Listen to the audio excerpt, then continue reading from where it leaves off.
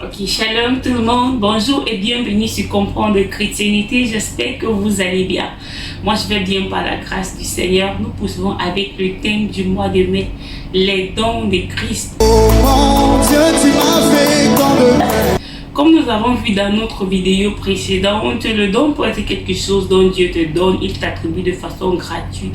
Et c'est à toi de pouvoir œuvrer pour pouvoir arriver à la manifestation pleine de ce don-là.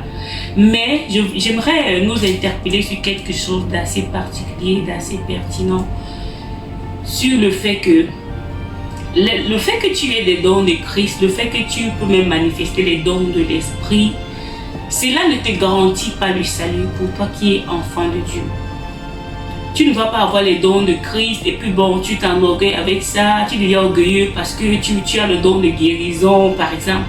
Tu deviens orgueilleux parce que tu as le don des miracles, tu deviens orgueilleux et tu penses que tu vas arriver au ciel. Tu penses que c'est ça qui va te donner le salut. Tu penses que c'est ça qui va t'aider à maintenir ton salut. S'il te plaît, tu es en train de te tromper.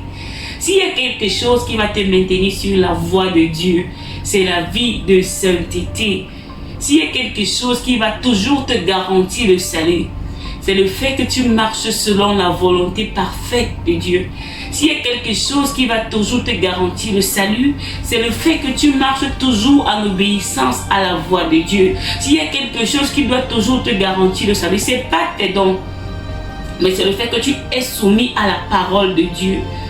Et cette parole de Dieu, c'est pas juste le logo, c'est pas juste la parole de Dieu qui est écrite, mais c'est aussi le rhéma, la parole de Dieu qu'il te donne pour toi de manière spécifique, qui est comme une révélation pour toi. Et en tant que chrétien, tu dois être en mesure d'obéir à cette parole. C'est vrai, parfois, Dieu nous donne des choses à faire qui sont un peu lourdes, qui sont un peu difficiles, mais je puis nous assurer, si seulement nous obéissons et nous nous inclinons à cela, ça sera un peu plus facile pour nous parce que Dieu connaît même mieux que nous-mêmes. Dieu sait que dans notre marche chrétienne, nous aurons des tribulations. Dieu sait, mais le Seigneur Jésus-Christ a dit, ne vous inquiétez pas.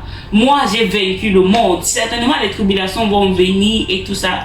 J'aimerais t'encourager face à cette tribulation à ne pas t'attarder sur tes dons, mais plutôt à davantage chercher le Seigneur. Et pendant que tu cherches le Seigneur, il va toujours encore te donner des forces qui vont t'aider à marcher dans ta vie chrétienne d'une façon victorieuse. Que le Seigneur te bénisse. Nous nous voyons dans notre prochaine vidéo. Shalom, shalom.